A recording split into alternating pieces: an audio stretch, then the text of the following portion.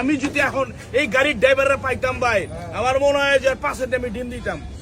কারণ কি জানেন, এর কারণে। আর এই বাসটা ভাই, এই বাসটা লোক খুব বুঝছে। আসসালামু আলাইকুম। নির্যাতিত মোটর শ্রমিক একতক্ষ সমগ্র বাংলাদেশ 64 জেলার ড্রাইভার সাহেবদের বলে যায়, ওর ভাষা, ওর ব্যবহার, আচরণ আমার কাছে ভালো লাগে নাই। আপনারা সবাই জানেন, 64 জেলার ড্রাইভার সাহেব আপনারাও জানেন, যে গাড়িটা দৌলতদিয়ার ঘাটে দুর্ঘটনার শিকার হয়, সে ড্রাইভার সাহেবও কিন্তু না ফেরার দেশে চলে গেছে। তাহলে এই ড্রাইভার সাহেবকে নিয়ে উনি কেন এইসব আচরণ করে উনি ভিডিও করতেছে? তার চেয়ে বড় খারাপ লাগছে, অনেক কষ্ট লাগছে আমার জায়গা থেকে, কারণ আমি একজন ড্রাইভার সাহেব। ভাই, এই বাসটা লোক খুব উনি গাড়িতে লাথি দিছে, এটা বড় একটা অন্যায় করছে।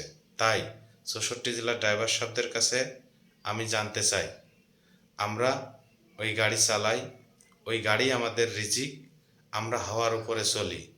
এই গাড়িতে লাথি দেওয়া মানে কি? বাংলাদেশে যদি কোটি কোটি ড্রাইভার সাহেব থাকে, প্রত্যেকটা ড্রাইভার সাহেবের কলিজায় লাথি দিছে। আর এই লাথির সুষ্ঠু বিচার চাই। 64 জেলার ড্রাইভার সাহেব সবাই আপনাদের মতামত কমেন্টে জানাই যাবেন। 64 জেলার ড্রাইভার সাহেবদের কাছে অবশ্যই এই ভিডিওটা পৌঁছায় দিবেন। প্রবাসী ভাইদেরকে বিনীতভাবে অনুরোধ করতেছি, কলিজার ভাই ব্রাদার, ড্রাইভার সাহেবের কলিজায় লাথি দিছে, এর সুষ্ঠু বিচার চাই। আপনাদের মতামতও কমেন্টে দেখতে চাই। সবাই একতা হও, এর সুষ্ঠু বিচার চাই। কেন গাড়িতে লাথি মারল ভাই? এটা মেনে নেওয়া যাবে না। আসসালামু আলাইকুম।